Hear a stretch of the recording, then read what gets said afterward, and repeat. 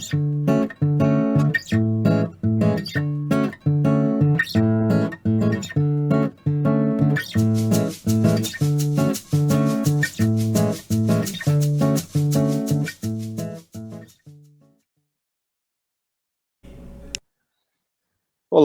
muito boa tarde, começando mais um Panorama Brasil ao vivo na Causa Operária TV. Estamos aí nessa sexta-feira, 23 de abril de 2021, com as notícias do Norte e do Nordeste, hoje com a companheira Patrícia e o companheiro Lino. Estamos aí, vamos começar daqui a pouquinho perguntando aí sobre a situação da pandemia, a situação da falta de vacina e do desperdício, uma nota da região norte do país, que pode dar aí um indício do que está acontecendo de norte a sul. Mas antes, falar para você ficar ligado na nossa programação, é só se inscrever aqui no nosso site, clica no botãozinho embaixo do vídeo, já sabe o que fazer para receber aí as nossas notificações. Bom, vamos lá, começando com uma notícia típica da região norte. Assentados do Pará denunciam extorsão por um advogado ligado ao agronegócio. Típico da região norte. Patrícia, boa tarde. Boa tarde, Rafael. Boa tarde, Lino. Essas notícias de problemas com assentados, elas são corriqueiras aqui no norte, né? Alvo, né, da cobiça, né, da ganância do agronegócio, né, nessas grandes extensões de terra que temos aqui. E essa notícia, ela vem do Pará, acontece num assentamento agroextrativista localizado em Lago Grande. A notícia, né, a denúncia diz que um advogado que também é grileiro, chamado William Martins Lopes, né, que é um advogado representante do agronegócio, está extorquindo os assentados, né? De que forma, né? Produzindo documentos que dariam a título, né, a posse de terra para esses assentados, né? Os assentados, né, eles não têm título definitivo dos locais, né, onde eles estão trabalhando, né? Uma forma de tentar acabar com esses assentamentos é justamente produzir esses documentos falsos, que são ilegais, né? Segundo a Federação de Associações de Moradores dessa comunidade, né? Produzindo títulos falsos, vendendo a R$ 2.400 parcelados para as pessoas, e desta forma facilitaria até a aquisição depois por parte dos grandes produtores de soja, que na verdade o objetivo deles é esse, né, transformar todas essas reservas extrativistas em plantações de soja, né. Então, fazendo uma titularização que é ilegal, porque é uma reserva extrativista coordenada, né, administrada, né, pelo próprio INCRA e pela própria comunidade, né, então a pessoa não tem essa posse da terra, né. Isso aí já é comum aqui na região, né, e esse advogado, inclusive, ele é conhecido e tem processos, inclusive, em relação à grilagem de terras nessa região do Pará, né. É uma situação bem grave e comum aqui, né? São usadas todas as formas para se acabar com esses assentamentos, com essas comunidades extrativistas, em conjunto com outras leis, outras medidas, né, que acabam com a própria proteção daquele local, né? Facilita para o agronegócio se expandir, que é esse o objetivo. Recentemente, o ministro do Meio Ambiente esteve lá, teve uma denúncia de extração ilegal de madeira no local, e aí, inclusive, foi regularizada essa extração ilegal de madeira, né, por conta das medidas que são tomadas, né, com as artimanhas na lei, para que possa passar a boiada, né, como eles bem disseram anteriormente, né, é isso que está acontecendo no Pará. Tá certo. E aproveitando, então, mais notícias da região norte, nós temos aí falta d'água na capital do Acre, Rio Branco. Pergunta, então, para a companheira que mora aí em Rio Branco, qual que é a situação, né? Pois é, esse problema de abastecimento aqui na cidade de Rio Branco, no estado do Acre todo, é gravíssimo, né? Porque mais de 60% da população do Acre, da cidade de Rio Branco, não possui abastecimento, não tem rede de esgoto, não tem saneamento. Aqui é muito comum o uso de poços artesianos, né? Muito precário a questão sanitária, não só no Acre, mas em toda a Amazônia, né? E a situação do abastecimento sempre foi caótica, a gente não tem abastecimento regular de água, aquela coisa de você abrir torneira e cair a água, isso não existe aqui. Você recebe a empresa que fornece a água, ela manda a cada 2 dias, a cada 3 dias, então você tem que ter reservatório, isso para quem tem água encanada, né? E quando chega no período da seca, que na Amazônia nós temos 6 meses de chuva, 6 meses de seca. Quando chega no período da seca, vira um caso de calamidade pública, né? Porque secam os poços, né? Secam os poços, o rio seca, e o poder público não investe, né, adequadamente na captação de água para fazer a distribuição mínima, né, para aqueles poucos privilegiados que têm o acesso à água encanada, e uma água de péssima qualidade, diga-se de passagem. E já foi anunciado agora pelo governo que, por problemas de capacitação, o abastecimento da cidade será prejudicado, não se sabe, que nem o Amapá, né, não se sabe quanto tempo, quando vai voltar. Aí é aquela coisa, né, compra-se água, um caminhão, 1.000 litros de água custava, a última vez que eu comprei, R$50, então poucas pessoas conseguem ter água potável, nem potável na cidade, né, uma situação bem caótica, bem crítica, o problema da saúde pública, é mais com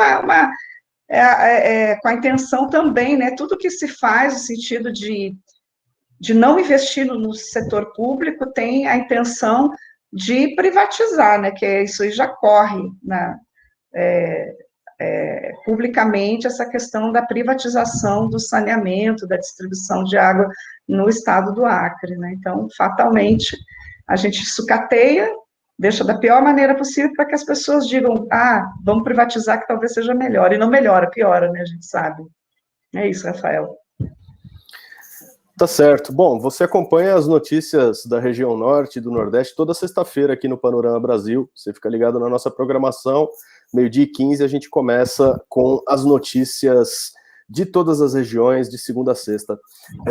Agora, estou esperando o companheiro Lino entrar, com probleminha de conexão aqui, mas eu já quero aproveitar e fazer um convite para você que nos acompanha, que hoje, às 2h30, aqui na Causa Operária TV, tem o debate do lançamento do livro A Era da Censura das Massas, com o companheiro Rui Costa Pimenta, e convidados jornalistas para discutir o fenômeno do bloqueio imposto pelas redes sociais à liberdade de expressão, à livre imprensa, aqueles que puderam, aí, durante um período, tirar proveito de um recurso novo e que agora estamos vendo aí a tentativa de cercear a opinião, particularmente a opinião da esquerda. Não perca, então, 2h30 da tarde, nós temos aí o debate de lançamento do livro. O companheiro Rui Costa Pimenta vai discutir com os jornalistas Leandro Fortes, Ismael Moraes e Eduardo Guimarães,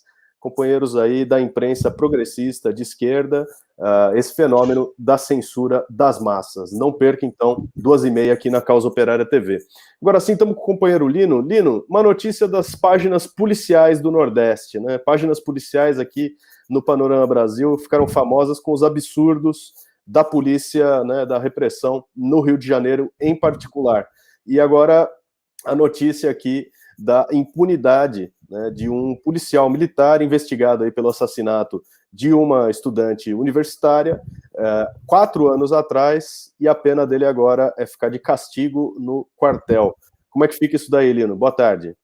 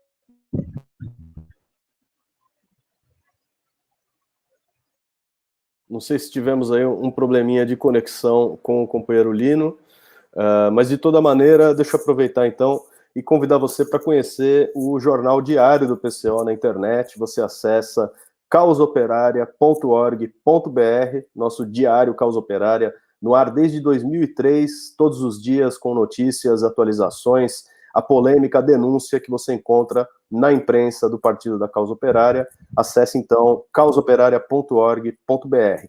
E você também pode acessar o portal e fazer a sua assinatura do Semanário Nacional Impresso do Partido da Causa Operária, o Jornal Causa Operária. Você acessa lá, jornalcausaoperária.com.br, você pode fazer a sua assinatura digital, ter acesso a todo o conteúdo do jornal, todas as edições, e o acervo do jornal, nosso histórico, nossa publicação de mais de 40 anos de Jornal Causa Operária. Então não perca, acesse jornalcausaoperária.com.br. Enquanto o companheiro Lino não volta, parece que está tendo aqui alguma dificuldade técnica, eu vou pedir para a companheira Patrícia passar, então, para as notícias da pandemia na região norte, que nós temos aqui, começando pelo próprio Acre, a decisão do governo de oficializar a reabertura do comércio. Qual é a avaliação? Eles dizem que tem condições. Tem condições, Patrícia? Pois é.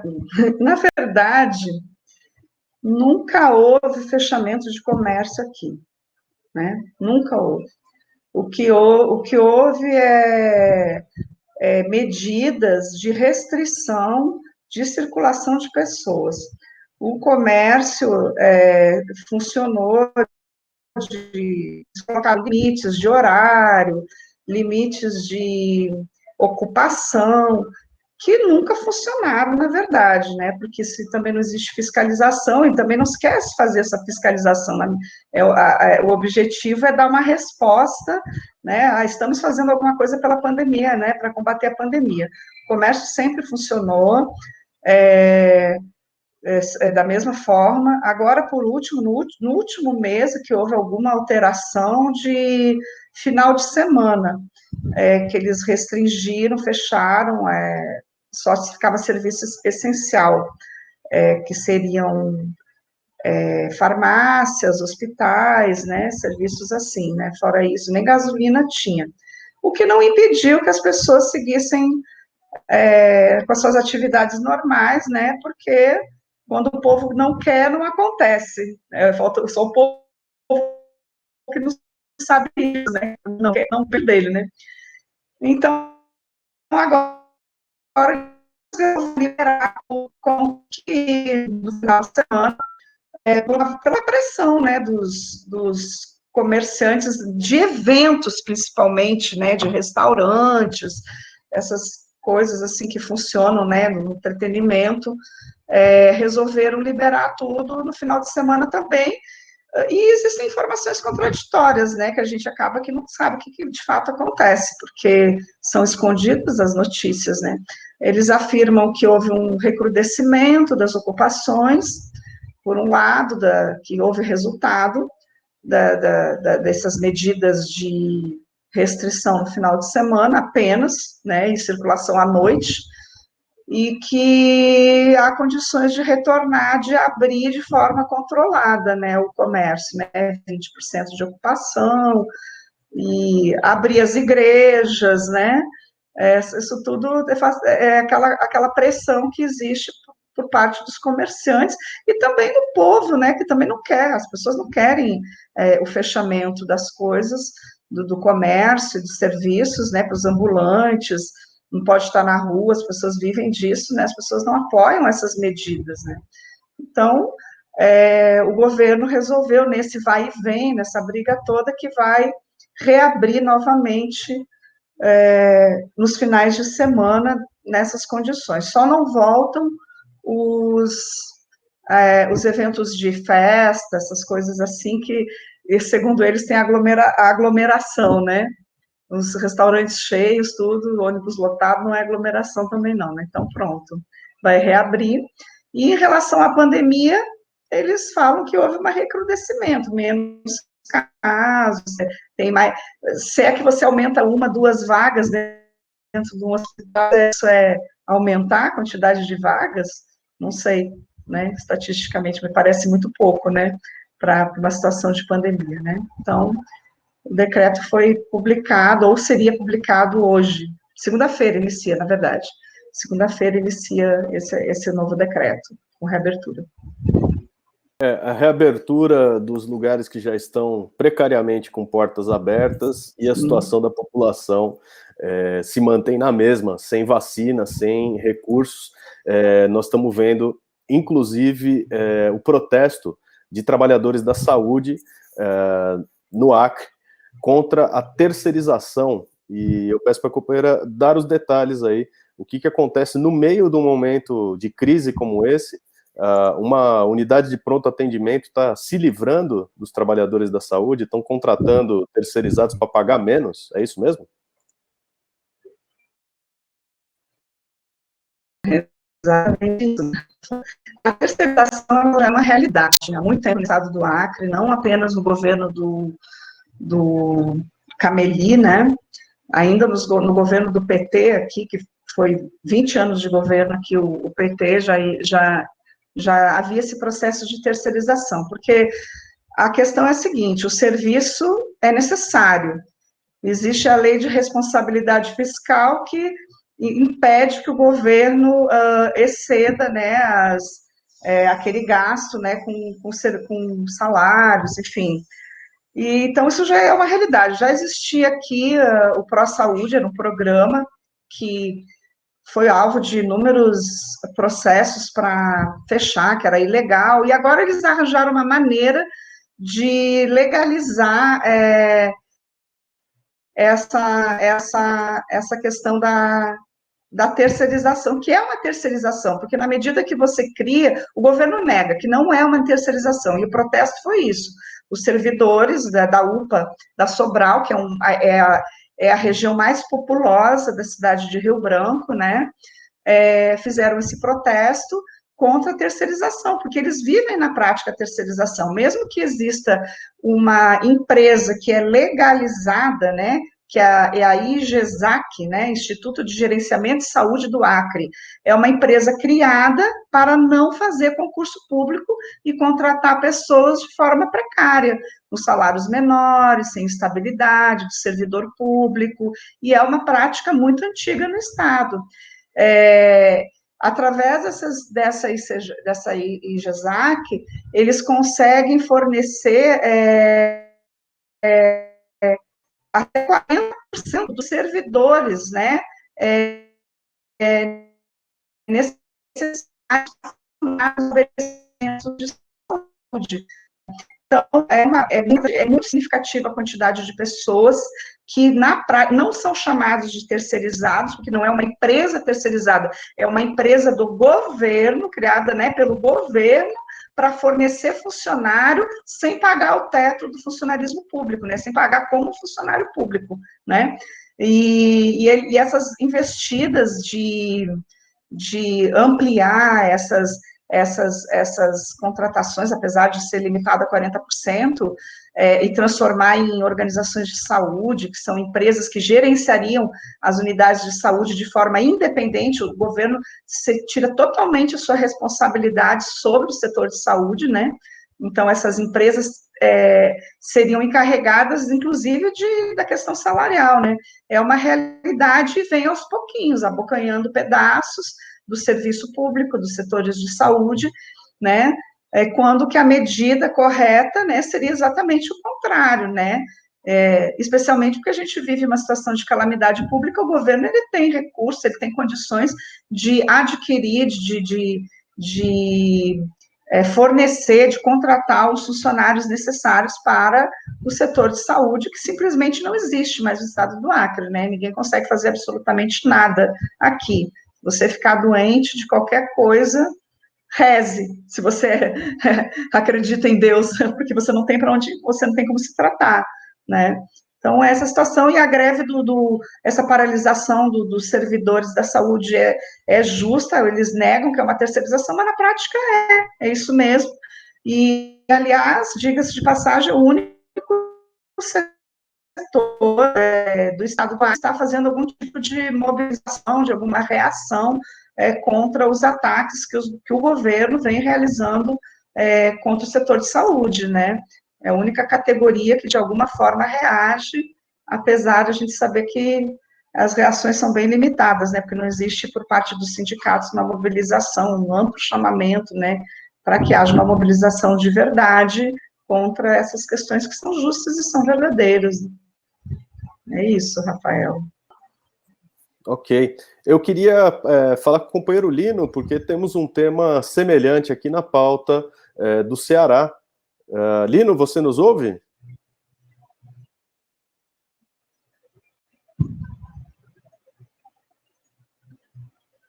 Lino? Estou ouvindo, sim. Estamos aguardando o companheiro Lino, que está lá no Juazeiro do Norte, lá no Ceará, mas parece que estamos com alguns problemas de conexão. Então, deixa eu reforçar o chamado, porque hoje, às 2h30, aqui na Causa Operária TV, tem o debate de lançamento do livro A Era da Censura das Massas, escrito pelo companheiro Rui Costa Pimenta e por João Caproni Pimenta, analisando a maneira como as redes sociais fecharam o cerco e impedem a liberdade de expressão na internet, com uma preferência, uma predileção muito peculiar pelos órgãos da esquerda, pelos órgãos progressistas.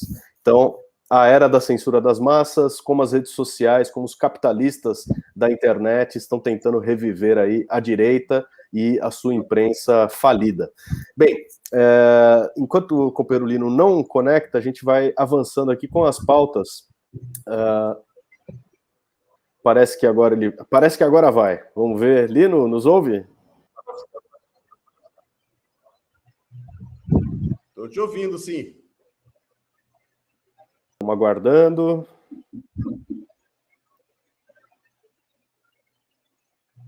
Vamos continuar com a nossa pauta da região norte, porque o tema da saúde começa aí a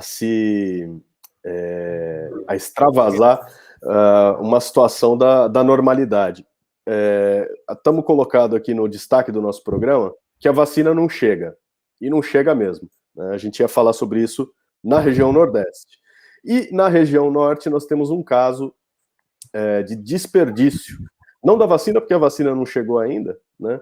Mas dos equipamentos tão necessários aí ao atendimento nas UTIs dos pacientes que entram em estado grave, que precisam dos famosos respiradores que estão em falta desde o início da pandemia, né? Veja-se aí o papel que os governadores estaduais, que se dizem aí científicos, né, que seguem aí os protocolos, pedem a vacina, fazendo futrica aí com o governo Bolsonaro, que também é igualmente responsável pela desgraça nacional no meio dessa pandemia. Os governos estaduais estão permitindo aí que o desperdício se some à destruição da educação provocada aí pela sua política de privatização de muitos e muitos anos. Agora a população está colhendo o resultado nefasto da destruição dos serviços públicos. No Pará, 19 respiradores foram encontrados aí num hospital, paradinhos, sem uso. É isso mesmo, Patrícia? É isso mesmo, Rafael. Essa notícia, ela só corrobora aquilo que eu falei da notícia anterior, da questão da terceirização. O sucateamento do setor de saúde, porque esses respiradores, a gente sabe que nos hospitais, nos serviços públicos, também acontece isso pela falta de um gerenciamento adequado, né?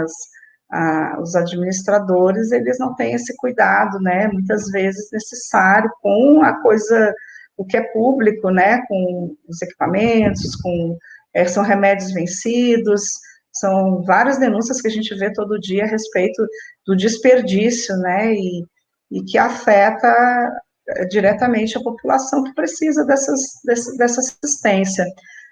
Nesse caso do Pará, né, foi em Belém, esses 19 respiradores foram encontrados através de uma fiscalização da própria Secretaria Estadual de Saúde do Pará. Eles fizeram uma inspeção num hospital, né, numa unidade, num hospital que era gerenciado justamente por uma organização de saúde, aquelas terceirizadas, que a gente comentou anteriormente, organização social. Essas organizações sociais, elas têm total poder, recebem o dinheiro público para administrar aquela unidade, né? E então esse contrato foi rescindido, né? Porque tem um tempo, não sei qual foi o motivo da rescisão. E aí nessa fiscalização foi encontrado esses 19 respiradores e pasmem, escondidos atrás de uma parede falsa.